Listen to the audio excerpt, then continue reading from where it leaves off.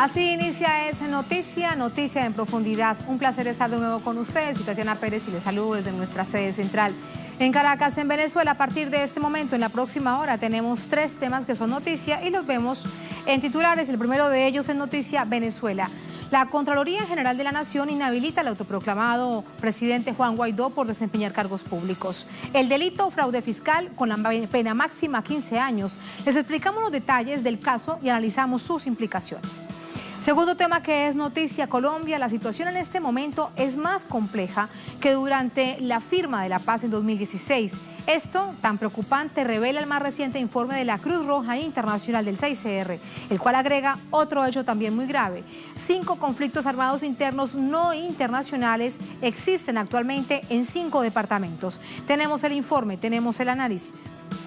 Tercer tema que es noticia Cuba, una visita real acerca a la isla con Reino Unido, y en Estados Unidos los conservadores, los republicanos se alertan.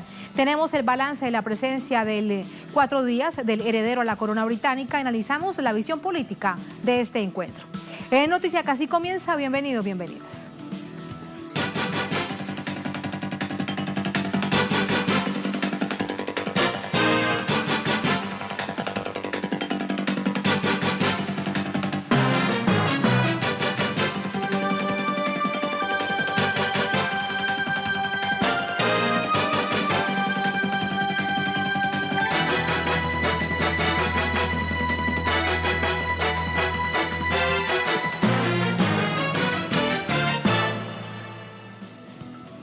En noticia Venezuela, la Contraloría General de la Nación inhabilitó este jueves al diputado Juan Guaidó para ejercer cargos públicos por 15 años por ocultar información fiscal y recibir fondos no declarados desde el exterior para el financiamiento de sus viajes. A continuación tenemos los detalles.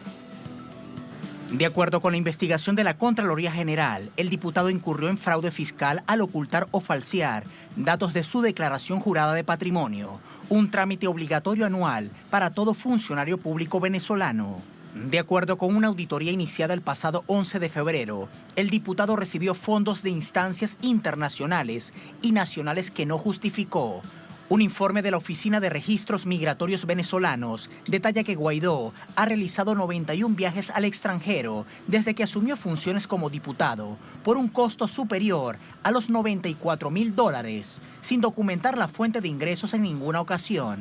Los viajes tuvieron una duración de 248 días, equivalente a 8 meses. Además, el parlamentario habría gastado aproximadamente $62.500 en alojamiento en hoteles, que tampoco justificó.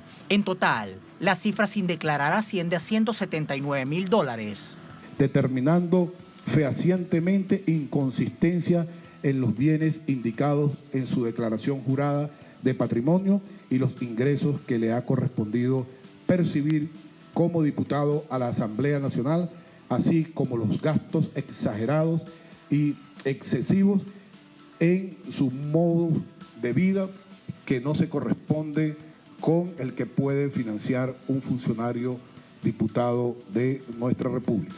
El Contralor ordenó al CENIAT fiscalizar los hoteles en Venezuela donde Guaidó se ha hospedado y determinar qué ha sufragado, costos de alojamiento y logística y banquetes. También instó a la Fiscalía a investigar quiénes fueron los financistas de los enormes gastos. Luego de su autoproclamación el pasado 23 de enero, Guaidó intensificó su gira internacional con el objetivo de hacerse del reconocimiento, generar los respectivos apoyos y explicar los mecanismos que incentivarían la violencia en Venezuela para concretar el golpe de Estado.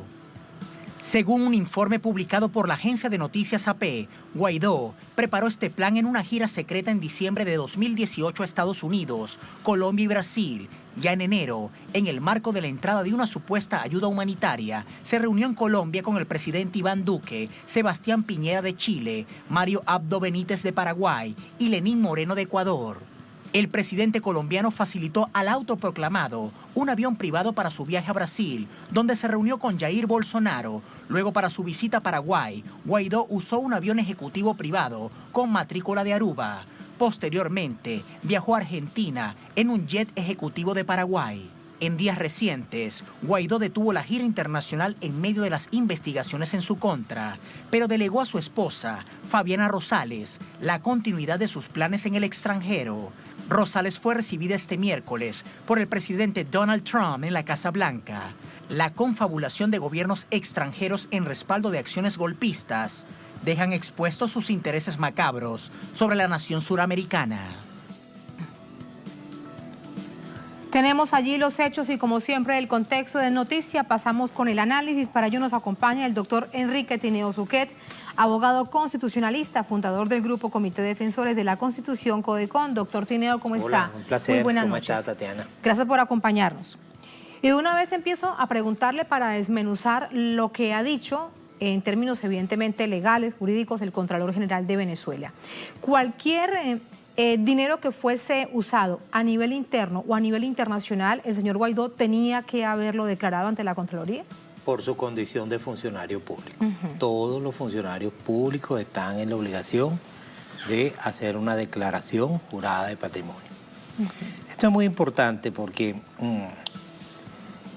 se tiene suficientemente claro que cuando hay un problema en la declaración jurada de patrimonio, se empieza a presumir un enriquecimiento ilícito. Y entonces se sale de la esfera de la sanción administrativa en sede de la Contraloría General de la República y se ingresa en la investigación penal en sede de la Fiscalía General de la República. Y esto tiene una de las características que la hace muy particular, que en el enriquecimiento ilícito se invierte la carga de la prueba. Es decir, el imputado o el acusado tiene que demostrar, es el que tiene que demostrar, no es el fiscal, tiene que demostrar de dónde proviene el dinero, qué uso tuvo, etcétera. Incluso etcétera. si son dineros que se han donado desde el extranjero para los viajes, por ejemplo. Bueno, pero pagos es que, de hoteles, tiquetes aéreos, etcétera, etcétera. Bueno, aquí hay un problema bien complejo. A mí no me gustaría estar en los zapatos de los abogados del señor Guaidó, porque se presenta un problema de cualidad. Vas a defender al diputado de la Asamblea Nacional que de antemano ya está declarado en desacato, es decir, sus actuaciones no tienen validez por un desacato decretado por la Sala Constitucional. Vas a defender al presidente interino encargado pro futuro, utilizando los términos del señor Elliot Abrams, o vas a defender una figura rarísima que es esa mixtura entre diputado y presidente interino encargado pro futuro. Es muy difícil, creo que es un problema bien complejo para el señor Guaidó, y esto quiero hacer un llamado a la atención. ¿Cómo es posible que un político, un hombre de la alta política del país, no cuide su declaración jurada de patrimonio? Algo elemental, algo básico en todo político. A mí me parece que es que se ha venido dando un desprecio hacia las estructuras del Estado. Como político mantiene la idea de que el actual gobierno no es gobierno, que las instituciones democráticas del país no existen, en fin, que solamente existen ellos. Entonces, sin darse cuenta, se están poniendo al margen del Estado de Derecho. Por supuesto, el Estado, que está siendo dirigido por sus adversarios políticos, lo está viendo, lo está observando, detecta y por ahí comienza.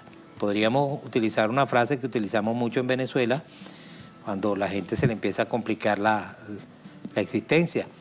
Comienza Cristo a padecer, porque como le dije, de una sanción administrativa puede derivar una investigación de carácter penal. En este caso, el delito es fraude, por lo que está siendo investigado, por la decisión que toma Contraloría, es fraude fiscal.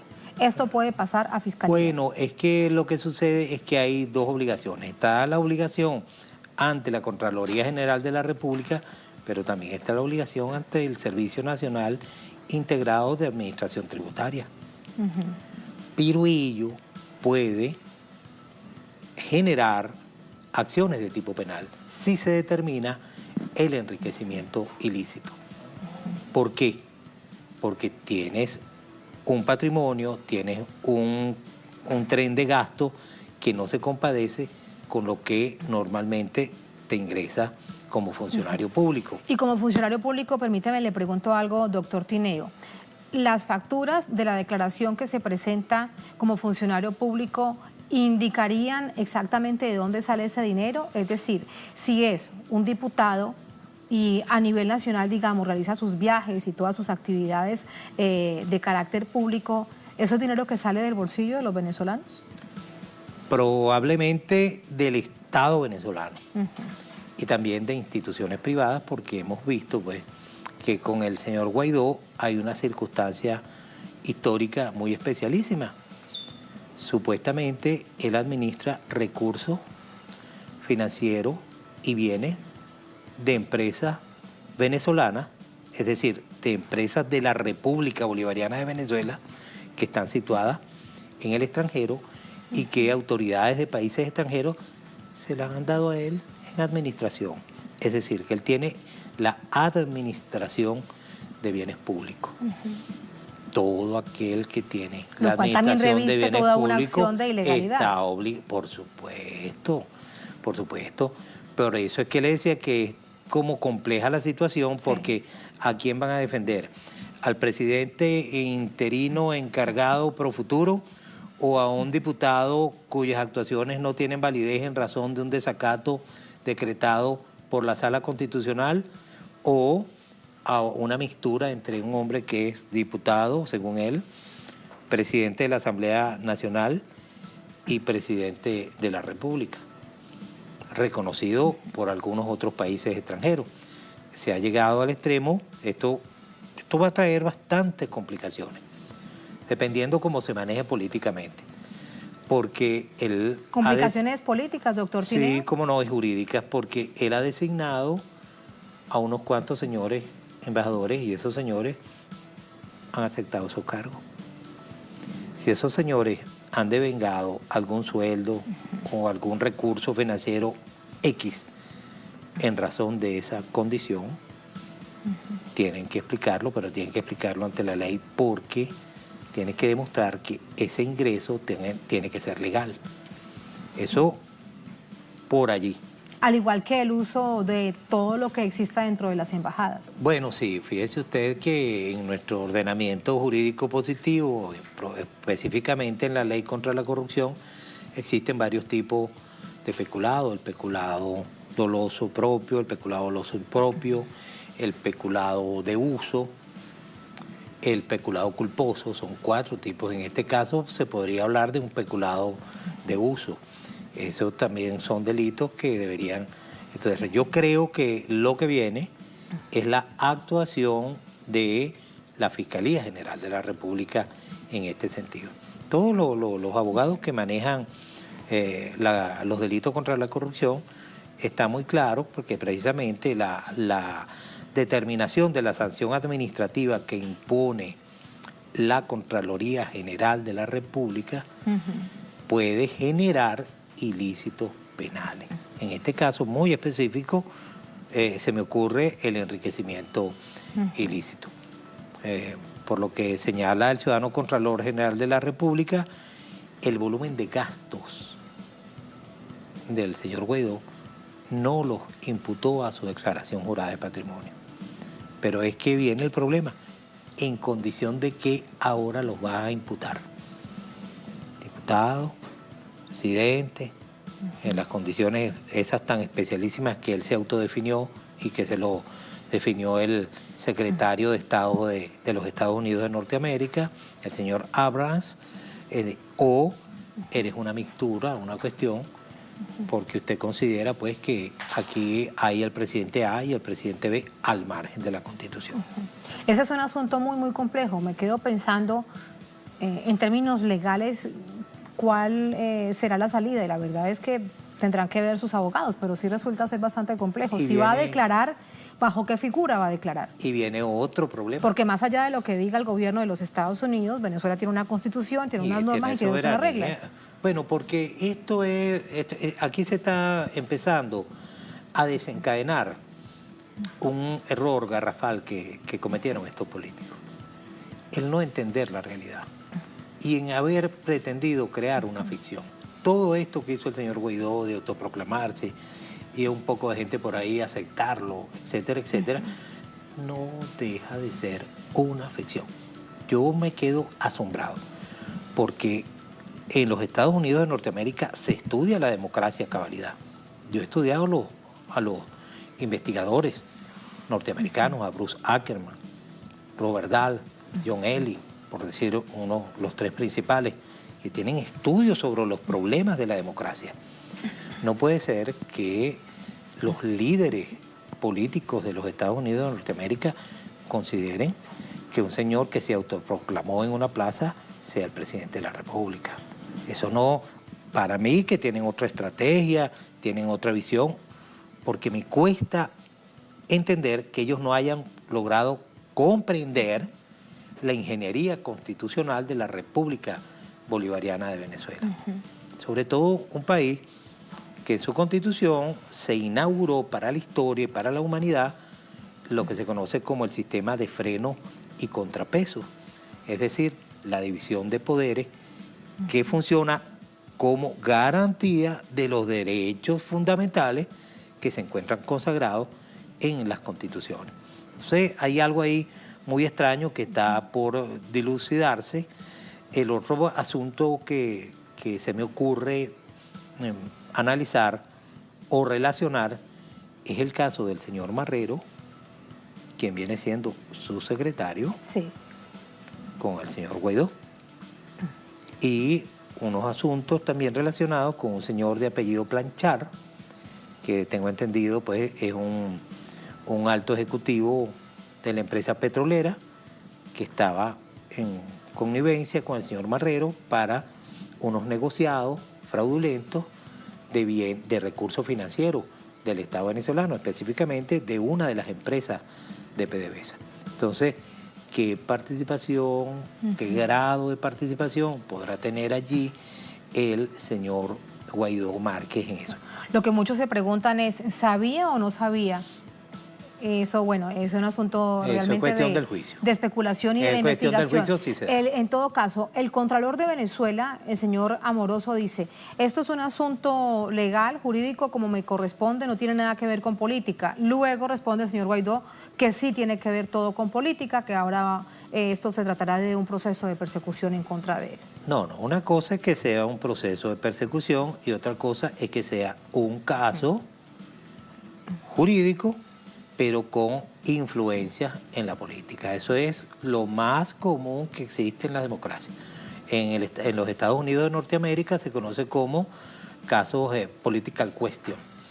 Y en Hispanoamérica se le ha dado el nombre de casos políticos no justiciables. Eso nos va a llevar a un tema de fundamental importancia relacionado con una pregunta que se hace la sociedad y el pueblo en general.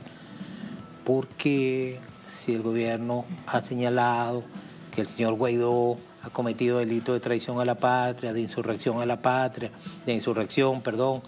y otro cúmulo de delitos, por qué no ha sido procesado penalmente?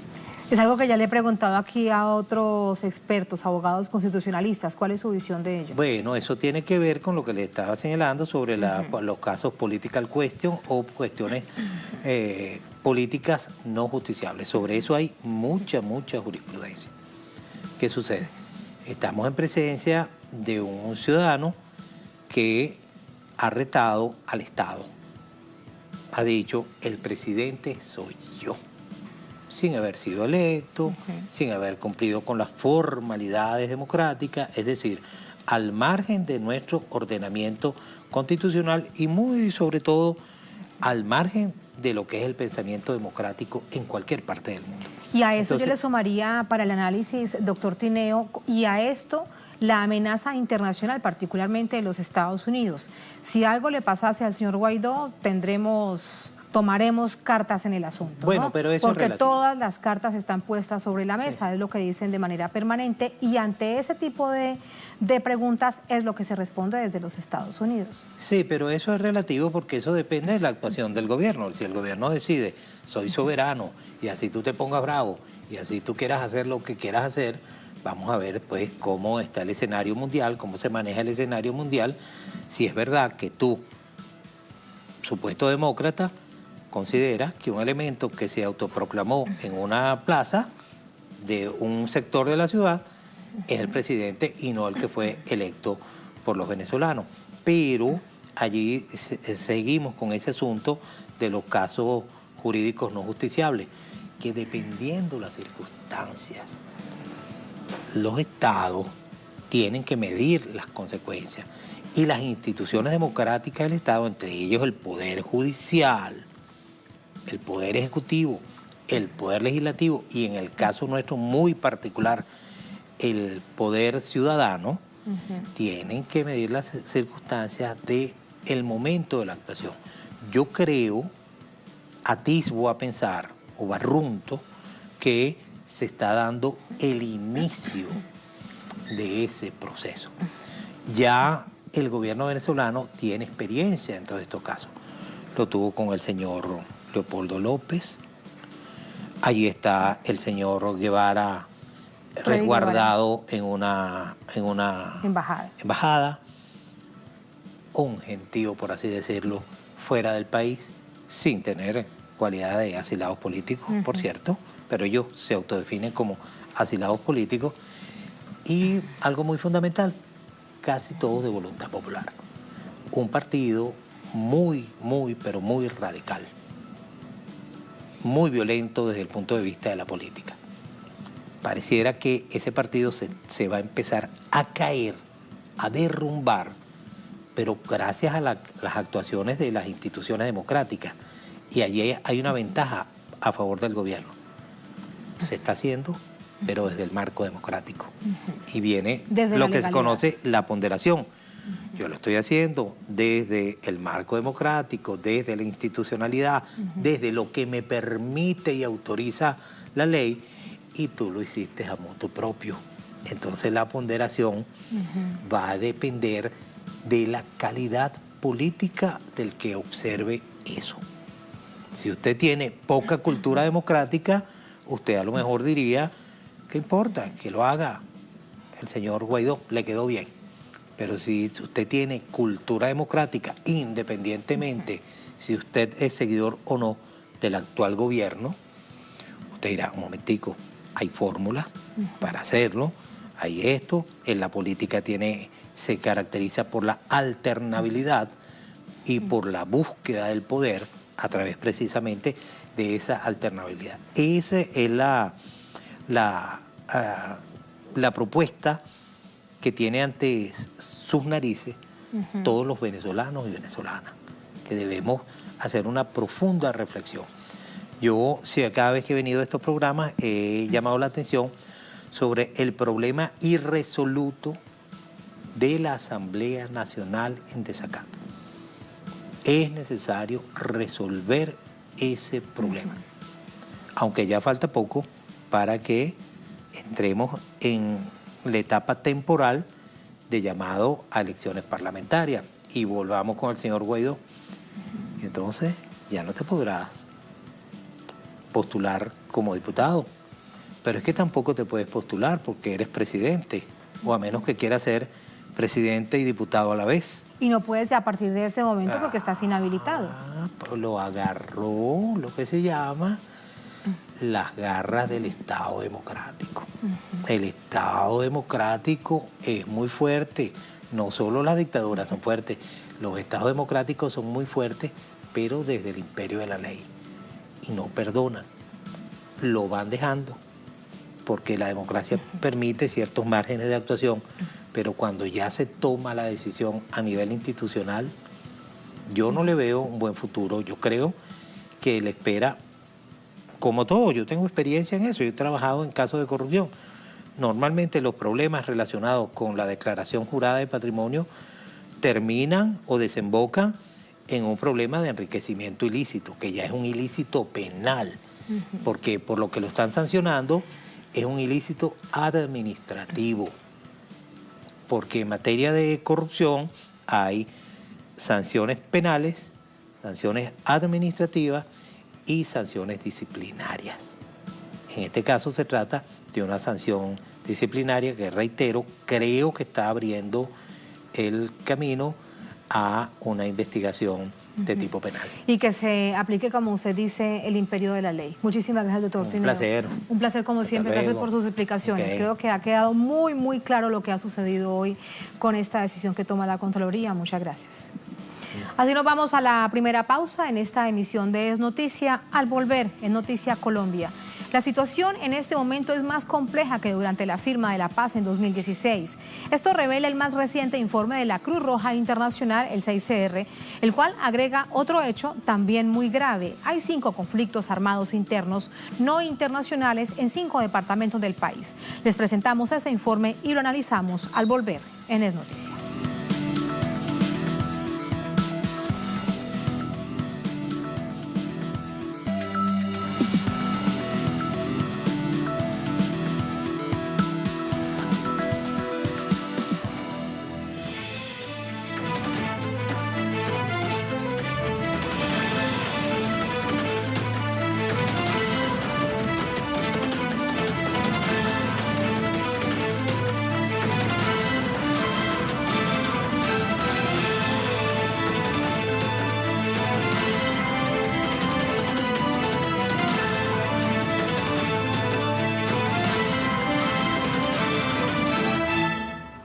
En Noticia Colombia se registra una nueva alerta para enfrentar este año 2019 en esta nación andina.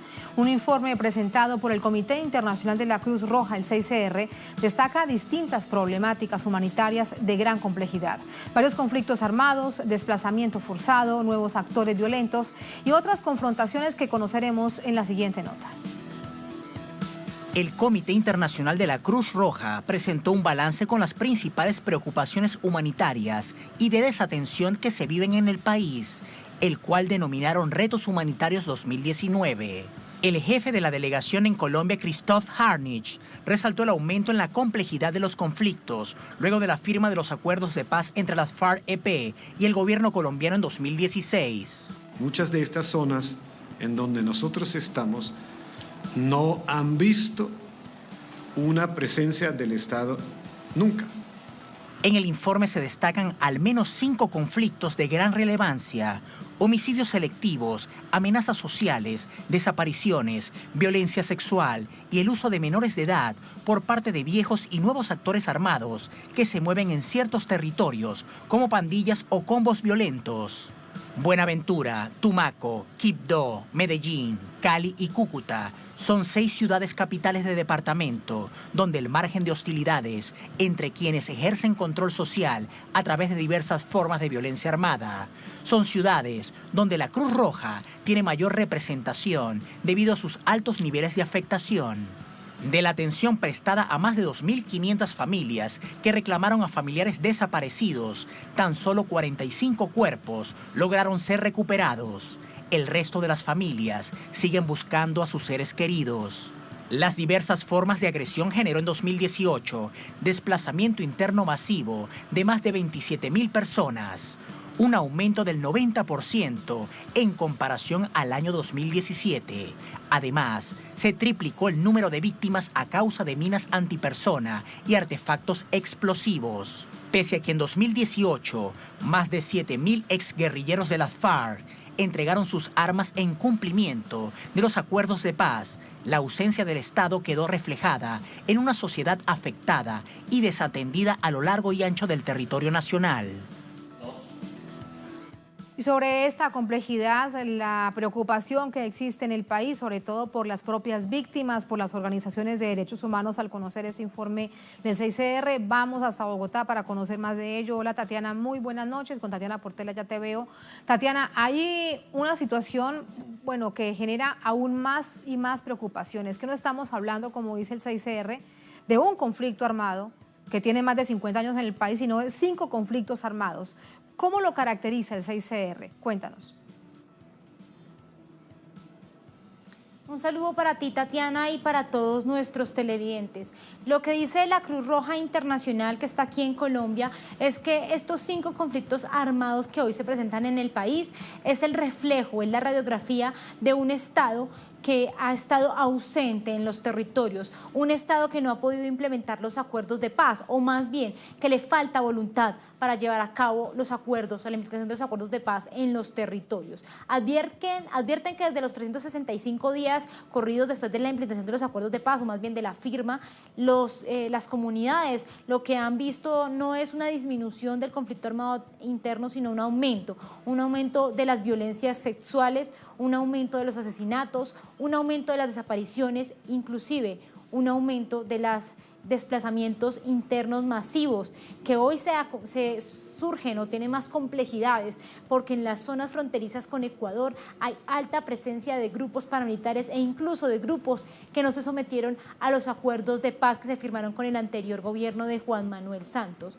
El Comité de la Cruz Roja fue muy enfático en señalar que lo que se necesita para aliviar esta situación humanitaria que se vive en el país no solamente es la voluntad de un gobierno y por supuesto que no se siga naturalizando lo que para ellos o lo que para Colombia no debe ser natural, y es este conflicto armado interno que se vive. Hizo un llamado a que el gobierno nacional de Iván Duque debe priorizar temas esenciales como el alivio humanitario, pero adicionalmente a esto señaló que el gobierno de Iván Duque debe dejar de un lado tanta presencia militar en las zonas y llevar a cabo en estos lugares en donde hay conflictividades, pues una inversión social. Y es que hablan de cómo en muchos de esos departamentos no hay saneamiento básico, no hay agua potable, no hay escuelas, no hay medicamentos, no hay hospitales necesarios para atender toda la situación humanitaria que se vive en los departamentos, como ya lo mencionaba, de Chocó, de Nariño, de Norte de Santander. Pero un dato clave que nos dio un analista, un politólogo de la Universidad Nacional, y es que no es coincidencia que los departamentos, Tatiana, que presentan mayor conflictividad tengan intereses económicos o se asienten grupos económicos y extractivistas en estos lugares. Él aseguró además que según la Ley de Justicia y Paz y en unos anexos o en unos archivos que están anexos en la Fiscalía General de la Nación, cuenta cómo cerca de 120 empresas tienen o tuvieron vínculos directos con grupos paramilitares, que no solamente, es decir, que no solamente esos grupos paramilitares hacían todo un control de las economías ilegales, sino que además ofrecían todo un portafolio de servicios en los que estaban sacar del paso a esos líderes sociales que se oponían a los modelos extractivistas o aquellos que denunciaban la apropiación ilegal de baldíos o de tierras de campesinos. Es así como esos departamentos, no es coincidencia con que allí se estén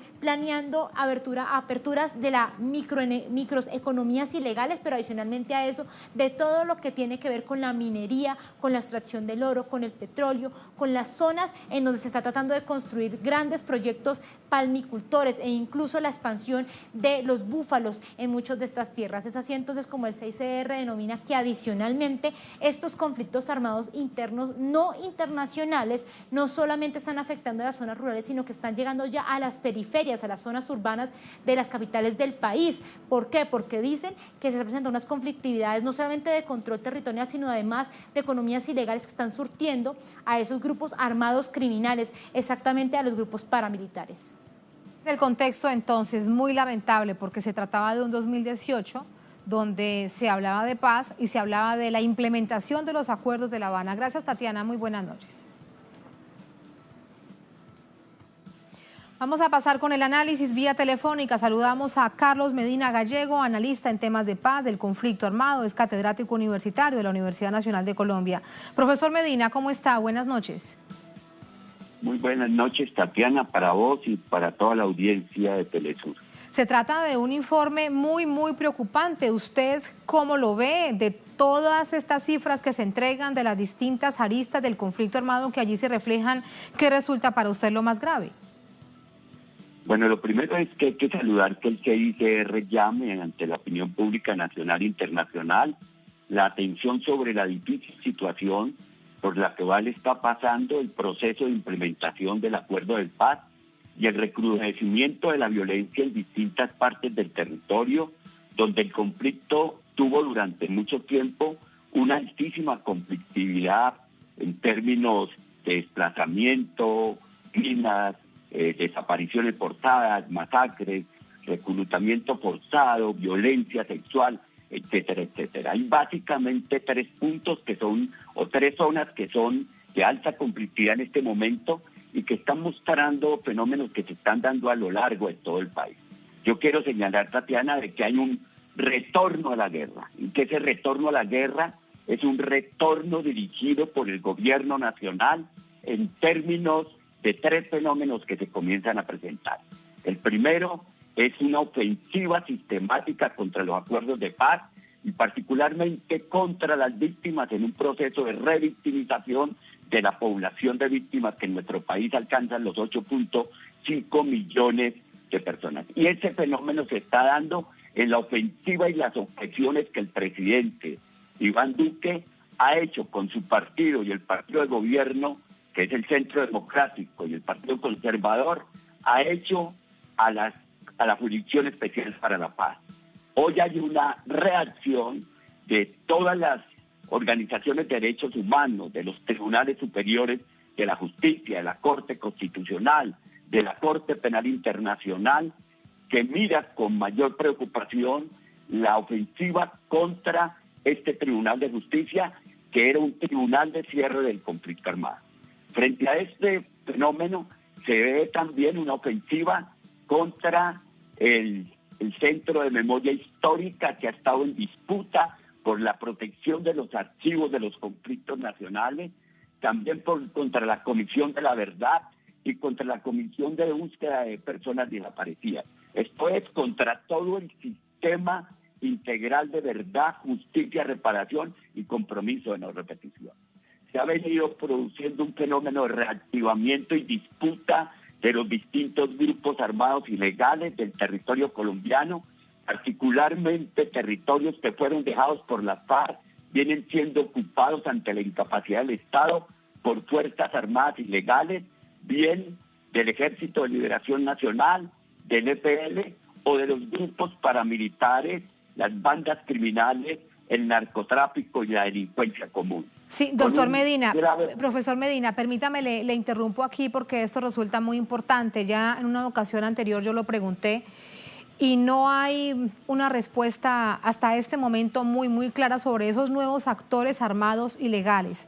¿Deberán ser caracterizados? ¿Deberá ser un paso más para que el gobierno colombiano, en este caso el gobierno de turno del presidente Duque, entienda que esos actores armados tienen dinámicas distintas y no todos son bandas criminales como se les conoce en Colombia como las BACRIM? Lo que pasa es que hay por parte del gobierno un desconocimiento de la existencia del conflicto armado. Y lo que quiere leer allí el gobierno nacional es una amenaza terrorista, por un lado, y por otro lado delincuencia común o grupos armados organizados, como los llaman, que tienen que ver con las herencias que dejó el paramilitarismo y el reactivamiento del paramilitarismo. Y algunas organizaciones insurgentes que vienen insistiendo en la necesidad de construir un proceso de conversaciones que pueda llevar a un acuerdo de paz completo e integral. Lo que pasó con la suspensión en los diálogos con el ELN en La Habana, la imposibilidad de dar cumplimiento a los protocolos, muestran la particular forma de comportarse del gobierno frente a la solución política negociada. Pero no es solamente frente a ese problema. Hay problemas de tierra y está procediendo a tratar de legalizar las economías del despojo a través de leyes que van a empoderar a los terratenientes y a los grandes propietarios en detrimento de las poblaciones de campesinos, de comunidades afrodescendientes, de indígenas. Hoy todo el suroccidente del país, que recoge los departamentos del Valle del Cauca, Nariño y Huila, se encuentra en movilización social a través de la Minga y reclamando entre sus puntos reivindicativos el cumplimiento de acuerdo del acuerdo de paz con las FARC.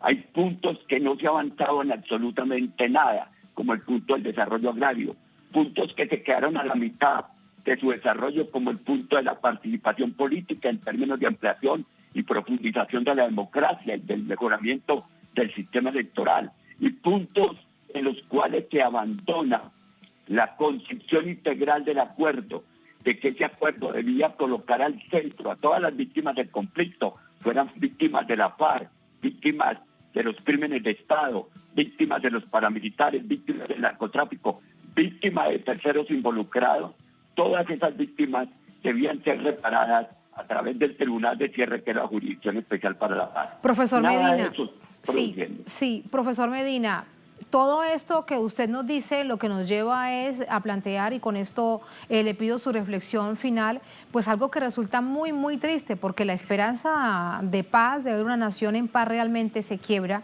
y lo que se pregunta entonces, aquellos que deben estar pues muy contentos y de pláceme son los amigos de la guerra y los que han vivido de la guerra en Colombia. Tatiana, nosotros esperábamos estar avanzando en este momento hacia un proceso de transición en una sociedad con mayor democracia y mayor bienestar. Y lo que se está produciendo es un proceso de regresión a la guerra, a la marginalidad, a la violencia, a la mayor victimización de la población. Entonces, hoy, sectores importantes de la sociedad democrática en nuestro país que están apoyando el proceso de paz, miran con profunda preocupación las políticas del gobierno y el nuevo plan de desarrollo nacional, que lo que hace es bombardear todos los avances que había tenido en materia de paz y dejar descapitalizada cualquier posibilidad de que el proceso de paz, en términos del acuerdo por la paz, pueda salir adelante. Hoy hay una mayor preocupación por el recrudecimiento de la violencia en nuestro país, que convoca a los distintos sectores democráticos a salirle al paso a esta política del gobierno, a esta política de Estado y a la política de los agentes de la guerra, y que convoca nuevamente para que el gobierno se siente con el Ejército de Liberación Nacional, retome las conversaciones y se busque solucionar este problema tan grave. Uno de los elementos del informe de la CICR es la situación crítica de la población migrante de Venezuela, que está padeciendo condiciones infrahumanas que han sido provocadas por la llamada que le hizo el gobierno colombiano a esa población para que viniera, para generarle mayor desprestigio al proceso venezolano. Esa población está padeciendo hambre, pobreza, marginalidad, estigmatización, señalamiento, xenofobia, lo que resulta de la mayor gravedad en términos de las relaciones entre los dos países. Y en términos de una situación humanitaria desde Colombia, ¿cómo un hecho político se usa de esta manera? Doctor Medina, gracias por ese tiempo para Es Noticia de Telesur. Buenas noches y que se mejore de su gripa. Muchas gracias, Tatiana, y un abrazo para vos. Un abrazo para usted. Y miren ustedes, si desean conocer el informe completo, lo tenemos en nuestra multiplataforma. Cruz Roja empeora situación humanitaria en Colombia. Detalladamente lo analizábamos, aquí lo presentamos con cifras. Es la Cruz Roja Internacional que alertaba este jueves de la situación humanitaria que ha empeorado con la agudización del conflicto armado, desplazamiento masivo y asesinatos. El informe presentado por el jefe de la delegación, Krzysztof Harnisch, revela que la situación es más compleja que al momento de la firma del acuerdo de paz entre el gobierno y la entonces Fuerza Armada Revolucionaria de Colombia, Ejército del Pueblo, en 2016. Importante recordar aquí que dejaron las armas, pasaron a la vida legal y ahora luchan precisamente a través de la política, a través de las vías legales. Ahí lo tienen ustedes en pantalla. Así nos vamos a la segunda, última pausa en esta emisión de Es Noticia. Al volver en Noticia Cuba, una visita real acerca a la isla con Reino Unido, y en Estados Unidos los conservadores, los republicanos se alertan. Tenemos el balance de la presencia del 4 días del heredero a la corona británica y analizamos la visión política de este encuentro al volver en Es Noticia.